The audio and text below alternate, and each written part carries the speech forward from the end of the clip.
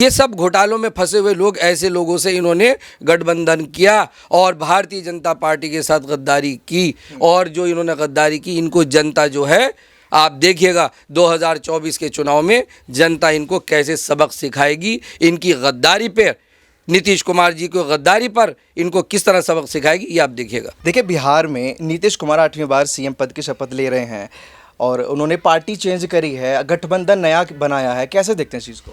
देखिए, उनको शौक है कि मैं सिर्फ मुख्यमंत्री बनता रहूं और 8वीं बार मुख्यमंत्री बने। इनको लगा कि भारतीय जनता पार्टी से गठबंधन करके, और ये बिहार में जो इन्होंने गठबंधन की सरकार बनी, और आज भारतीय जनता पार्टी से गद्दारी करके, जब इन्हें लगा कि भारतीय जनता पार्टी से गठबंधन हो गया और भारतीय जनता पार्टी के गठबंधन के साथ आप सरकार चला रहे हैं, घोटाले करने का इनको अवसर नहीं मिल रहा। घोटाले, क्योंकि भारतीय जनता पार्टी साफ़ सुथरी पार्टी है, वो घोटाले की सरकार है नहीं। इन्हें चाहिए था ऐसा कि घोटाला मैं करूँ, किस तरह से मैं पैसा कमाऊं, किस तरह से मैं नोट कमाऊं। और इनको ये भी लगा कि जब भारतीय जनता पार्टी इनके साथ चली तो बराबर इलेक्शनों में भारतीय जनता पार्टी की सीटें ऊपर होती चली गई और ये डाउन होते चले गए। तो ये आरजेडीयू जो है वो अपना ऊपर चल रही है। तो इन्होंने क्या काम किया, इन्होंने देखा कि अब मेरी जो राजनीति है ठप होने जा रही है, मैं मुख्यमंत्री पद से मैं उतर जाऊंगा, मुझे कोई पूछेगा नहीं, और उधर इन्हें घोटाले करने को मिल नहीं रहे। इन्होंने फिर चुना, इन्होंने तेजस्वी यादव जी को, आरजेडी को, और आरजेडी से इन्होंने ये मिल करके ये अब मुख्यमंत्री पद की शपथ ले रहे हैं।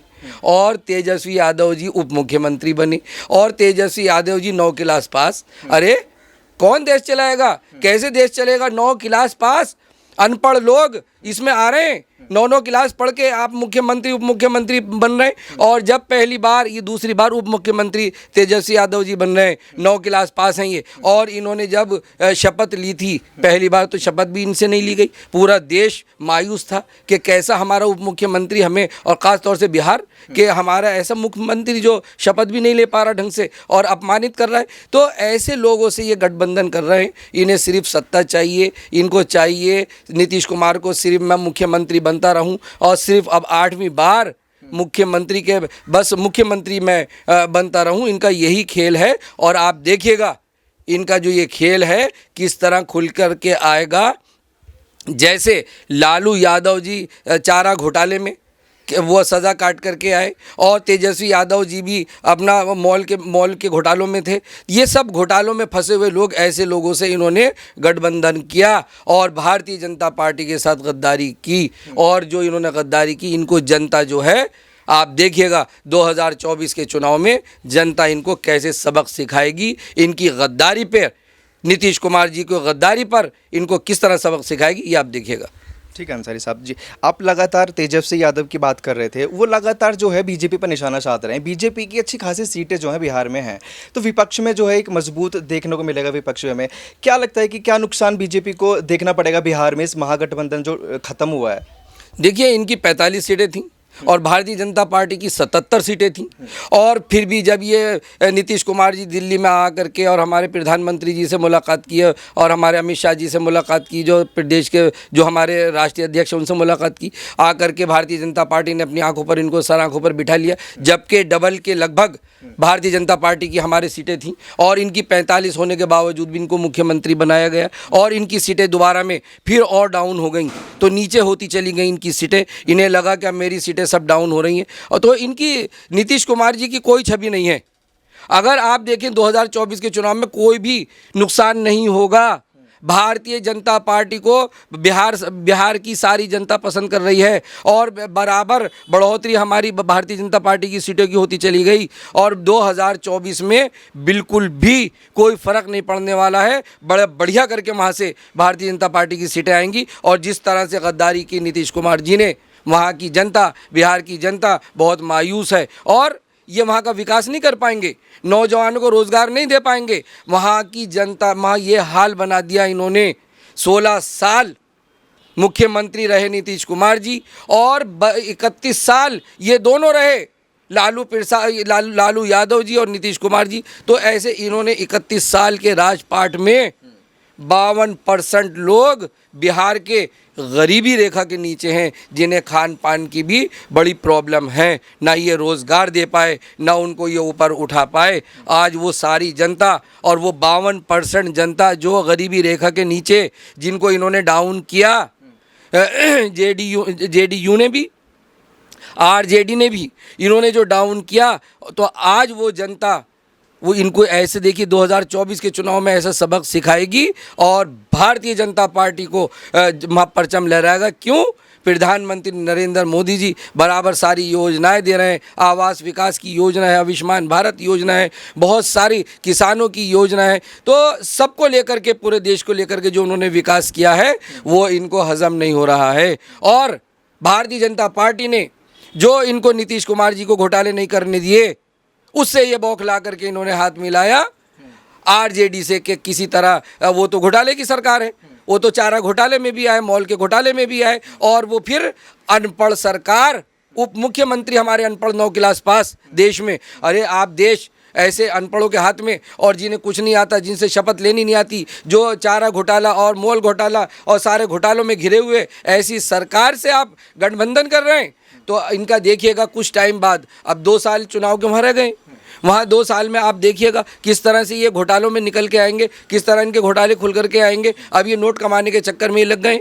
लेकिन जो आपने कहा कि 2024 में इनको भारतीय जनता पार्टी को कोई नुकसान होगा, बिल्कुल नहीं होगा। देश की जनता देख रही है, बिहार की जनता, बिहार की 52% जनता जो गरीबी रेखा के नीचे है, जो पलायन करते हैं, देश विदेशों में जाते हैं, भारत देश के अंदर अंदर दूसरी जगहों पर काम करने जाते हैं, वो मजदूरियां करते हैं, पेट पालते हैं, अपने घर छोड़ते हैं, अपने परिवार छोड़ते हैं, अपने माँ बाप को छोड़ते हैं, अपने बीवी बच्चों को छोड़ते हैं। नीतीश कुमार जी और तेजस्वी यादव जी, मैं आप दोनों से कहना चाहता हूं कि आप भी काम के लिए छोड़कर देखो बिहार, आप भी छोड़कर देखो अपने माँ बाप, आप भी छोड़कर देखो अपने बीवी बच्चे, और जैसे आपने बेरोजगारी वहाँ कर दी, जो आप दोनों ने मिलकर के पहले से ही जो इतनी सरकार चली, और आज फिर इन्होंने गद्दारी की, भारतीय जनता पार्टी के साथ गद्दारी की, बिहार की जनता के साथ गद्दारी की। ये नहीं चाहते कि बिहार की जनता का विकास हो, कि विकास रुक जाए। भारतीय जनता पार्टी जो है वो विकास ना करे, और वो क्योंकि बढ़िया करके विकास कर रहे थे कि ये तो विकास करेंगे नहीं, ये तो गरीबी रेखा में सारे के सारे को ले जाएंगे। अब आप देखिएगा 2024 के चुनाव में बिहार की जनता किस तरह से इनको शिकस्त देगी, और बिहार की जनता भारतीय जनता पार्टी को मजबूती से जिता करके लाएगी, और बहुत सारी सीटें बिहार की वहाँ से निकल के आएंगी। और आप देखिएगा इन दोनों की, और इन दोनों जिन्होंने 31 साल राज करके वहाँ की जनता को गरीब बना दिया और पलायन करने पे मजबूर कर दिया, और रोज़गार नहीं दिया, कारोबार नहीं दिया, किसानों को फ़ायदे नहीं दिए, तो और सिर्फ बहलाने फुसलाने की राजनीति की, इन्होंने डराने धमकाने की राजनीति की, वो सबक मिलेगा इनको 2024 में। आप देखिएगा इनकी क्या दशा होगी, और भारतीय जनता पार्टी की सीटें निखर के आएंगी। प्रधानमंत्री जी ने जो काम किए और जो विकास किया, जो उनका विकास है, सबका साथ, सबका विकास, सबका विश्वास,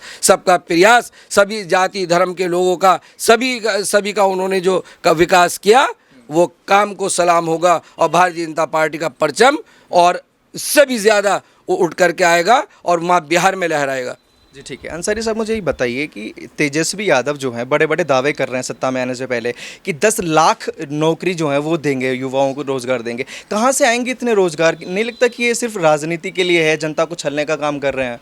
पहले तो उनसे पूछ लीजिए कि 9 क्लास तो पढ़े हुए हैं वो, उन्हें यही नहीं पता एजुकेशन क्या होती है, उन्हें यही नहीं पता एजुकेशन डिपार्टमेंट क्या होता है, उनको ये नहीं पता रोज़गार का डिपार्टमेंट क्या होता है। अरे पहले कम से कम एजुकेशन तो आप कर लेते पूरी, और फिर उसके बाद आप बात करते। ये सिर्फ, मैं तो इनसे ये कहूँगा, इनके पास सिर्फ घोटाले के अलावा कुछ भी नहीं है। ये रोज़गार देंगे कहाँ से, इन पर है क्या?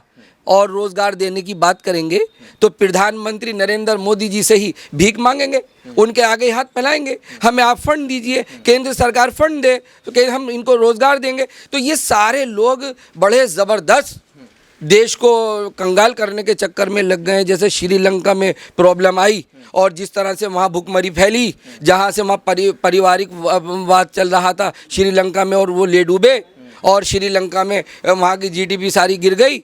बिहार में भी ये लोग यही चाहते हैं कि इसी तरह जीडीपी यहाँ की भी गिर जाए और ये घोटाले करते रहें। और ये यादव परिवार जिस तरह से ये चला बिहार में, बराबर ये यही चल रहा है वहाँ पर पे लालू सिंह और अब ये राबड़ी देवी जी, ये सारा चल रहा था। वो तो नीतीश कुमार को हम भारतीय जनता पार्टी ने उठा करके और अपने पलकों पर बिठा करके रखा था कि बिहार का विकास करो, वो सारे बिहार के लोगों का, जो लोग कमज़ोर हो रहे हैं उनका विकास करो। अब उनके उठने का वक्त आया था, अब इन्होंने फिर वहाँ की जनता के साथ गद्दारी कर दी। तो अब ये सारी जनता वहाँ की बौखलाई हुई है। ये तो कह रहे हैं कि बड़ा जश्न का माहौल है, हम ये करेंगे, रोज़गार देंगे। कहाँ से? अभी तक तो नहीं दिए। जो 52%, अरे यादव जी, मैं आपसे कहना चाहता हूँ कि आप जो नौकरी देने की बात कर रहे हो, कम से कम जो 52% वहाँ गरीबी रेखा के नीचे लोग आते हैं, कम से कम उन्हें राशन देने की बात तो कर लो। उनको राशन भी दिया तो प्रधानमंत्री नरेंद्र मोदी जी ने दिया, और ये सिर्फ बहानेबाजी कर रहे हैं, सिर्फ ये जनता को बहलाने की बात कर रहे हैं। हमारे सारे देश की जनता और बिहार की जनता हमारी बड़ी भोली भाली है, और सब बड़े इनके चक्कर में आकर के कहने में इनके आ जाते हैं। और अब तो इन्होंने जनता का क्या, अब तो इन्होंने अपनी मनमानी की है और आपस में गठबंधन करके इन्होंने पहले सरकार गिरा दी, भारतीय जनता पार्टी से गठबंधन तोड़ा, और अब फिर ये तेजस्वी यादव जी की तरफ चले गए। और तेजस्वी यादव जी क्या करेंगे? कुछ भी नहीं करेंगे। न वो रोज़गार दे पाएंगे, न ये बिहार को मजबूत कर पाएंगे, न वहाँ पे ये राशन पानी दे पाएंगे, और न ये पलायन जो कर रहे हैं ये उनको नहीं रोक पाएंगे।